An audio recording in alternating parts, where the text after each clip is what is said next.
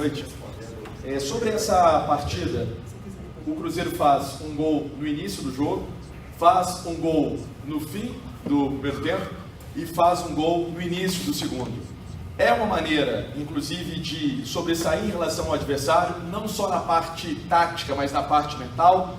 E eu queria que você comentasse também esse resultado tão importante que mantém o 100% de aproveitamento em casa, depois de uma sequência com 2 derrotas fora. Boa noite. Boa noite.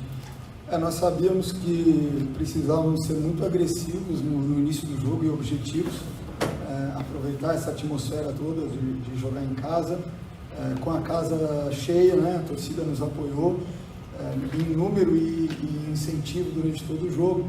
E estávamos cientes de que isso era fruto de uma conquista dos primeiros jogos em casa, e que nós tínhamos que ter um desempenho, um resultado que sustentasse essa conquista para que a gente seguisse contando com o apoio da torcida nas rodadas seguintes dentro de casa. Então, o início do jogo foi muito forte nesse sentido. Durante o primeiro tempo teve momentos em que nós perdemos o controle do jogo, um jogo de muitas transições, 2 equipes muito verticais. O Corinthians chegou a nos ameaçar e teve oportunidades. Recuperamos o equilíbrio no final do primeiro tempo. E o início do segundo tempo ficou aprendizado do último jogo também, de estar organizado, mas estar um pouco desatento e sofrer um gol na primeira bola do segundo tempo, que condicionou muito do que aconteceu no segundo tempo contra o Criciúma. E sabíamos também que pelo placar que está perdendo de 2-0, o Corinthians poderia voltar com uma proposta mais agressiva, com muita energia, para de cara tentar diminuir o placar. Então voltamos com a atenção redobrada também nesse sentido, né? Para que não se repetisse sofrer um gol no segundo tempo, como foi no último jogo. Mais alguma parte? E essa imposição em cima do Corinthians também na parte mental? Então, acho que a história do jogo vai se construindo em função de pequenas batalhas que você vence. Então, conseguimos roubar muitas bolas na pressão inicialmente, conseguimos finalizar e chegar no gol, conseguimos fazer um gol. Então, tudo isso vai transformando o aspecto mental, psicológico do jogo. Esse é o ponto fundamental, né? Quando acontece um gol, e aí você jogando em casa, com o apoio da torcida, essa vibração toda, isso incentiva ainda mais a equipe no intuito de fazer aquilo que ela se preparou para fazer e de ser agressivo, objetivo e buscar ampliar o placar. Em alguns momentos, isso também proporcionou perder algumas bolas no campo de ataque quando já não era muito promissor ou favorável a algum ataque, sofrer alguns contra-ataques mesmo vencendo o jogo, né? Então, a gente tem que ter muito claro que existe um processo de desenvolvimento da equipe, que quando a gente perdeu em Criciúma não estava tudo errado, e também ganhando aqui, mesmo de 2-0 no primeiro tempo, também não está tudo certo. A gente é profissional de futebol e tem que ter o equilíbrio e o discernimento para saber avaliar os aspectos do jogo que nós somos bem e os aspectos do jogo que nós precisamos melhorar. Seabra, queria saber de você se você tem a intenção de manter essa configuração, né, parecida no meio, uma vez que você vai ter que fazer uma alteração, porque o Lucas Silva está suspenso, recebeu o 3º amarelo, para poder... O que você acha dessa configuração hoje com o Barreal e o que fazer para o Cruzeiro conseguir esse tipo de atuação que ele tem feito em casa? Afinal de contas, são 6 jogos, 6 vitórias e 6 boas vitórias, né? Enfim, também jogando fora de Belo Horizonte. A gente, obviamente, quando uma equipe joga fora de casa, existe um fator casa que pesa. Se você colocar uma distribuição de vitórias entre mandante e visitante históricas no futebol, o visitante tem mais vitória que o mandante. Isso é um fato, isso é o futebol. Então, o mandante tem mais vitória que o visitante. Desculpa, obrigado. Obrigado pela correção. A cabeça está muito rápida, talvez. Mas, apesar disso, é uma margem pequena e nós não podemos desmistificar, né? Nós precisamos desmistificar isso no sentido de que o fator casa é muito importante, ele afeta um pouco o comportamento das torcidas, ele afeta também um pouco sempre o comportamento da arbitragem também, sempre em pequenas decisões do jogo, hoje com várias grandes decisões nem tanto, mas as pequenas decisões do jogo também. Sobretudo, nós conseguimos aí um dia para trabalhar e ampliar o nosso repertório. E isso nos ajudou a produzir algumas chances, inclusive lances que resultaram em gol, né? Então, eu entendo que o que nós não podemos fazer é estagnar na proposta, estagnar no treinamento, né? Independente da estrutura ou da escalação, nós entendermos as dificuldades que nós temos e buscar soluções nesse sentido.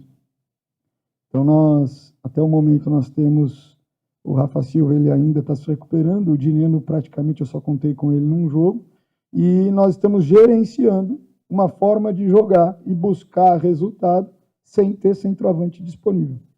E isso requer um pouco mais de trabalho, né? Isso requer algumas soluções novas, alguns movimentos novos, e, em especial, para o jogo de hoje, nós tivemos 4 dias, nós conseguimos colocar alguma coisa nesse sentido, e os jogadores tiveram a competência de colocar isso em campo, né? O mérito no final é todo deles, porque na hora da realidade, quem coloca em prática, quem enfrenta a dificuldade do jogo são eles, né?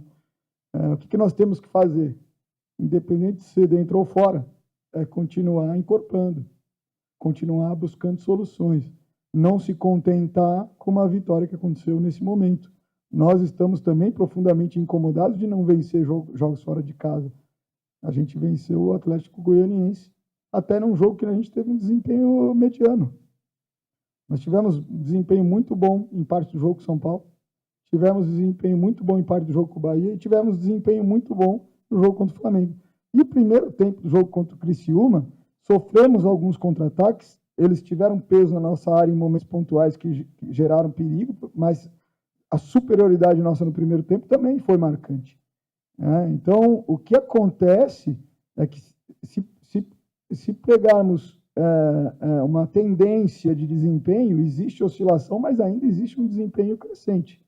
E isso acontece porque a gente nunca está satisfeito, né?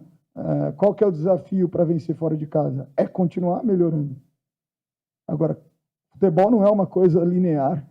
A gente não consegue fazer previsão. O que a gente controla é a correção que a gente vai fazer, é o estímulo que a gente vai dar e é o comportamento. Então, independente de qualquer coisa, eu falei para o grupo hoje, eu tenho muita convicção no trabalho, tenho muita convicção na postura deles, eu tenho muita convicção no caráter que eles têm. E eles provaram isso em campo, dentro do jogo. A melhor forma da gente se aproximar de resultados, seja dentro de casa ou fora de casa, é a forma como nós preparamos o jogo, que é sempre buscar evoluir, trazer elementos que enriqueçam o nosso jogo, e a postura e a atitude com a qual a gente encara o jogo. Em nenhum momento faltou postura, atitude, competitividade com o Flamengo, e também não faltou com o Criciúma. Com o Criciúma, num momento de adversidade, nós nos organizamos e fizemos um final de jogo, em especial os últimos 10 minutos, muito ruins. E aí a gente tem que ter equilíbrio para dar a César o que é de César. Estamos falando de 270 minutos e 10 minutos muito ruins.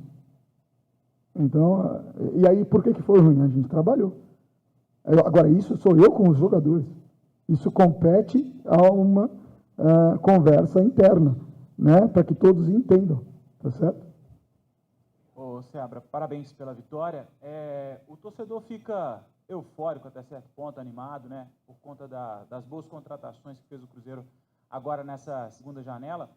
Como é que você controla essa ansiedade? Afinal de contas, já está batendo aí na porta, né? O Cruzeiro daqui a algumas semanas vai ser um Cruzeiro diferente do que a gente viu hoje aqui no Mineirão.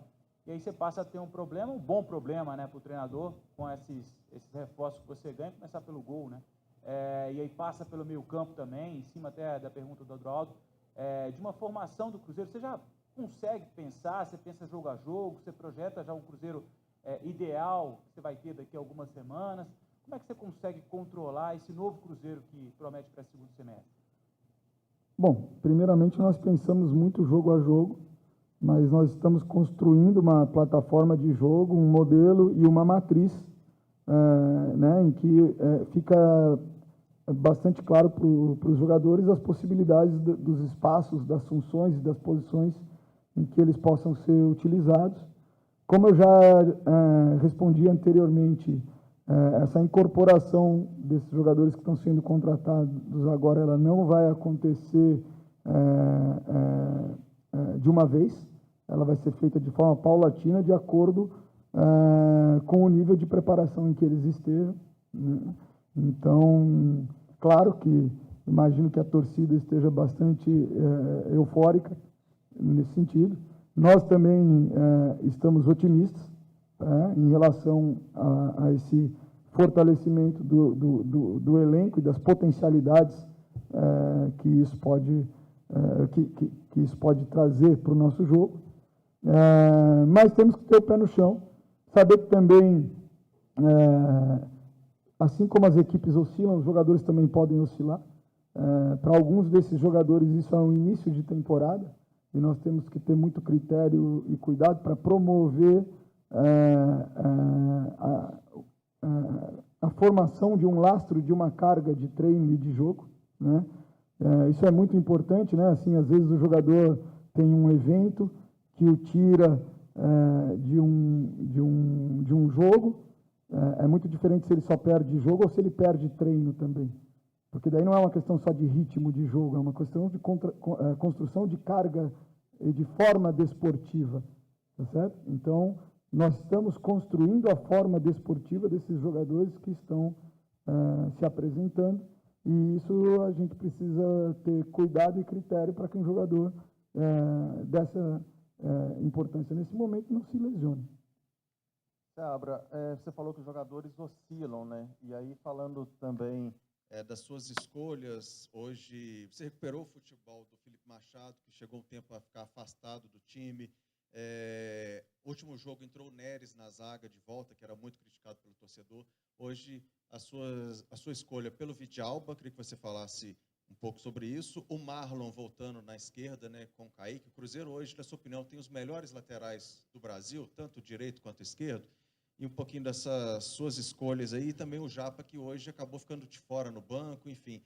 O que você escolheu aí desse elenco para esse jogo de hoje? Bom, é um pacote, né? Nesse momento, eu estou uma sequência aqui de decisões e emoções, e você vai me ajudando a lembrar, tá certo?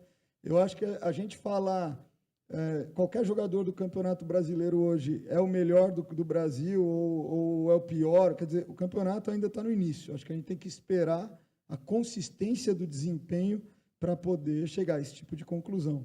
Nós temos bons laterais, sem dúvida, mas fazer um juízo de valor e uma comparação em relação ao mercado como um todo, eu acho que é um momento ainda precipitado. Vamos lá. Tá ok. Neres, que você comentou. O que acontece? O Neres ficou muito tempo sem jogar, mas não perdeu uma sessão de treino. E aí a gente vem acompanhando a métrica, a forma esportiva dele, ele tinha condição de jogar. O mesmo critério e a mesma decisão em relação ao Palácio. Carga de trabalho altíssima, não perdeu uma sessão de treino, é um atleta fisicamente muito vigoroso, muito bem dotado, e naquele contexto contra o Criciúma, que é um time de bola parada muito forte, poderia nos ajudar no sentido defensivo de bola parada e também como opção de mudar uma estrutura ofensiva para atacar, porque ele também faz zagueiro, principalmente em construção. Então, nesse sentido, nós optamos por ele naquele contexto. Vidalba, ele vem entrando muito bem, mas em períodos menores de jogo e jogando pela esquerda. E como nós tínhamos a necessidade de substituir o João Marcelo, que vem atuando pela esquerda, ao invés de fazer duas trocas, que seria uma troca de jogador e uma troca de lado do Zé Ivaldo, nós optamos por uma troca só, até porque o Vidia também vem tendo minutagem, então está inserido no contexto competitivo, sem problema nenhum. Japa, existe um processo aí de disputa por espaço, nessa função, nas funções e nas posições que a gente conta nesse sentido com Álvaro Barreal, conta com Vitinho, conta com Japa, tá certo? Então, principalmente os jogadores de linha média e do lado esquerdo, né? E às vezes o jogador ele está sendo pouco oportunizado e ele também acaba perdendo carga de treino, tá certo?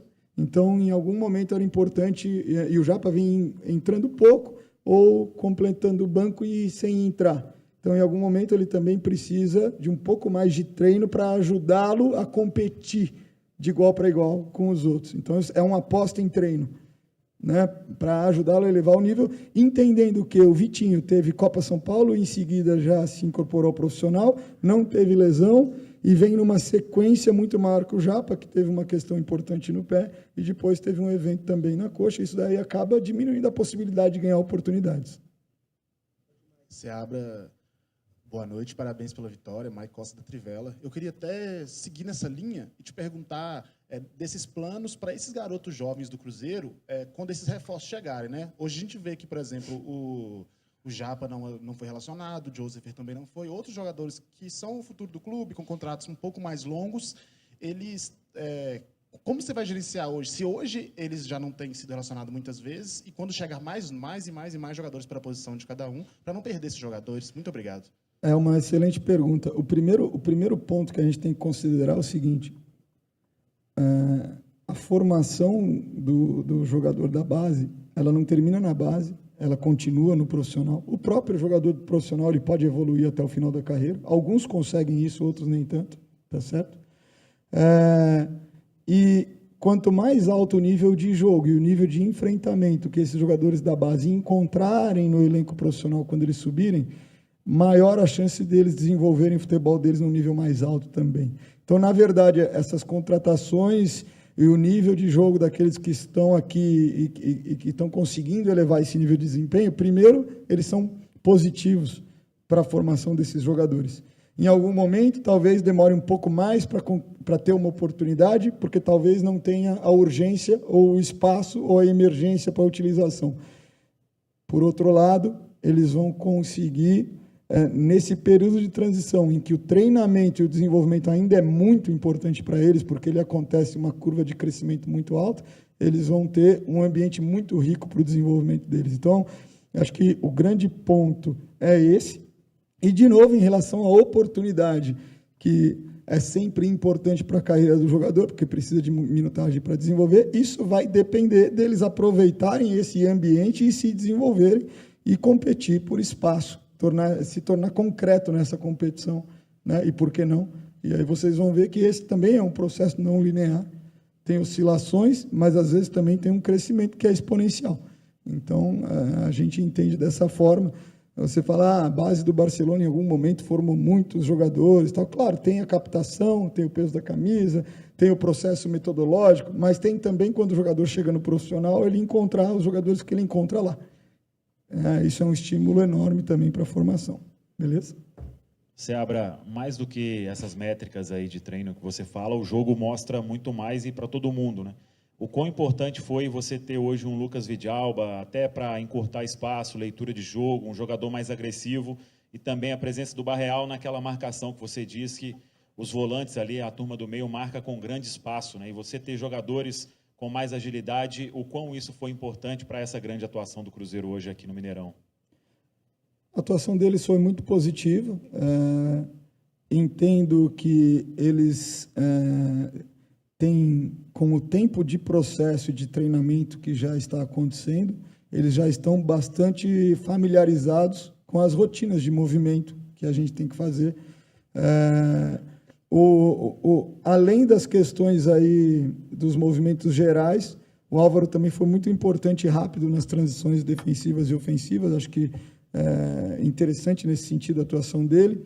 E também é um jogador que tem como qualidade essa definição, essa batida de fora muito forte, né? Então, ele também foi feliz nesse momento. Então, os jogadores têm características distintas e essas características deles, eles conseguiram colocar em jogo. Vidia é um zagueiro canhoto e ele aporta nesse sentido a distribuição de perna esquerda para a gente, que todos os outros jogadores que nós temos para a posição quando jogam ali são construtores de perna direita, e isso favorece um pouco a construção e o fluxo pelo lado esquerdo. E é um jogador de abordagem agressiva, realmente de encurtar, e foi importante nesse sentido no jogo de hoje. Teve leituras de correr linha, de fazer cobertura na linha lateral, ficamos satisfeitos. Entrou na equipe, se preparou, demorou um pouco mais, foi entrando pontualmente, e quando entrou conseguiu ter um desempenho positivo.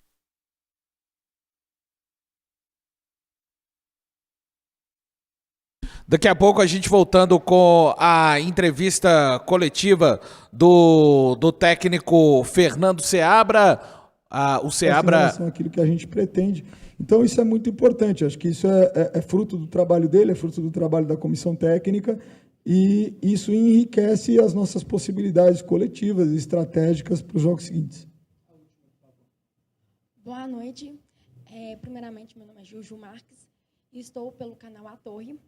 Seabra, o Marlon e o Kaique, eles vão brigar, disputar pela posição.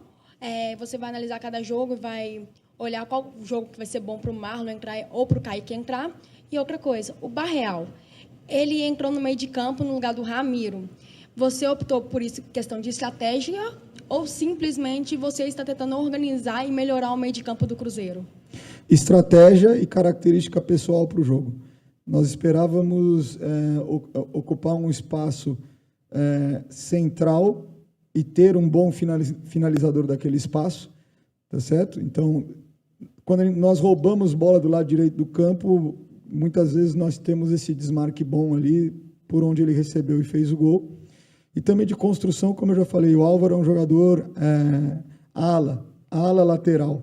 E colocando ele na linha média, por dentro, ele tem muita facilidade de variar espaço, ora por dentro, ora por fora. Então, essa característica também é interessante no sentido de nós podermos quebrar a primeira pressão do adversário por fora, pelo lado do campo. Em alguns momentos, sustentando o nosso lateral. Em alguns momentos, o nosso lateral avança, ele joga mais por dentro, ele pode romper a última linha, ou ele pode receber entre linhas também. Então... Mas essa característica dele de finalização, de ser um jogador com boa assistência do corredor lateral, em diferentes alturas, né, do corredor lateral, seja lá do fundo do campo, seja um pouquinho mais recuado ainda em zona intermediária, ele também já fez assistência nesse sentido para a gente. Nós apostamos numa proposta mais ofensiva e a característica individual dele atendeu bem nesse sentido.